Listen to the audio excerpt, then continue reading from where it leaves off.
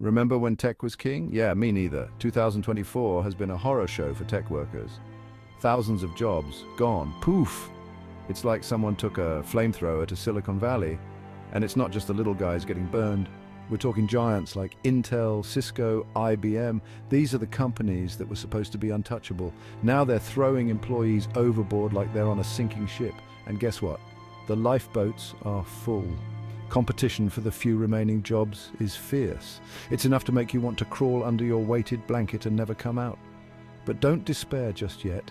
We're going to break down exactly what's going on, why it's happening, and what it means for you. Buckle up, Buttercup. It's going to be a bumpy ride.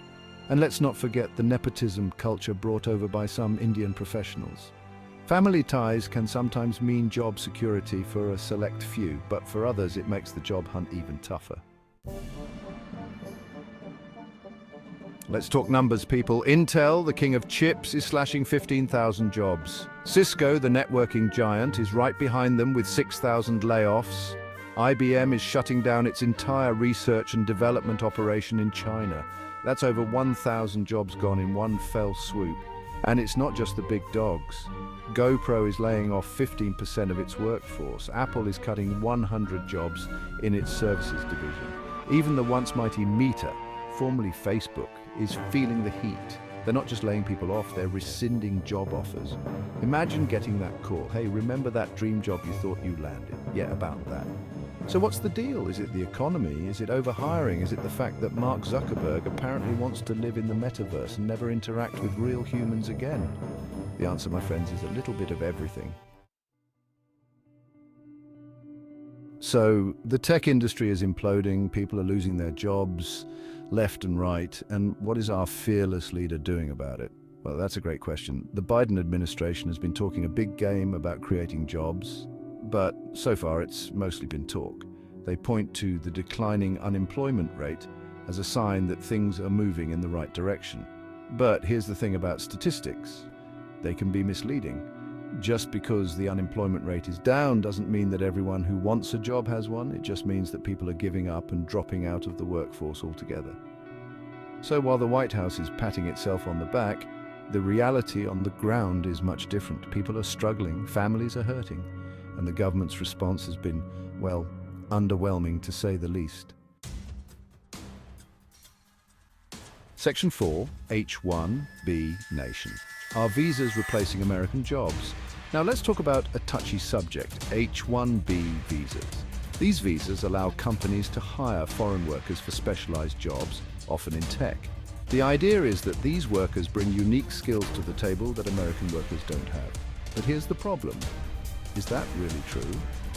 Critics argue that the H-1B program is being abused by companies to hire cheaper foreign labor, often at the expense of American workers. They point to cases where companies have laid off American workers and replaced them with H-1B visa holders.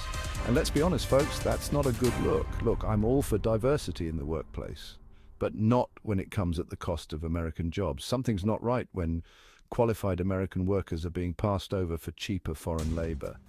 The H-1B program needs to be reformed, and it needs to be reformed now. Section 5, the talent myth. Cheaper, not necessarily better. Let's address the elephant in the room, shall we? The argument for bringing in foreign workers often boils down to this. They're just more talented. But is that really the case, or are they just cheaper and more willing to work for less? Look, I'm not saying that there aren't brilliant engineers and developers in other countries. Of course there are. But to suggest that American workers are somehow inherently less talented is simply not true. The reality is that many companies are more interested in their bottom line than they are in finding the best and brightest, regardless of where they come from. And let's not forget about the cultural impact. When you have CEOs who are more interested in bringing in workers from their home countries, it creates a dynamic where American workers feel like outsiders in their own companies. That's not good for morale, and it's certainly not good for innovation. Section 6 CEOs, patriots or profiteers, whose side are they on? So here's the million-dollar question. Are these CEOs, many of whom are foreign-born themselves, looking out for the best interests of their companies, their employees, or their own wallets? It's a question that deserves some serious scrutiny. On the one hand, you could argue that they have a fiduciary responsibility to their shareholders to maximize profits, and if that means hiring cheaper labor, so be it. But on the other hand, these companies wouldn't exist without the American education system, the American consumer market, and the American spirit of innovation. So which is it? Are they patriots or profiteers? Are they committed to the communities where they operate, or are they more interested in lining their own pockets? The answer, my friends, is likely a little bit of both. But one thing's for sure, we need to start holding these companies accountable for their actions and demanding that they put American workers first.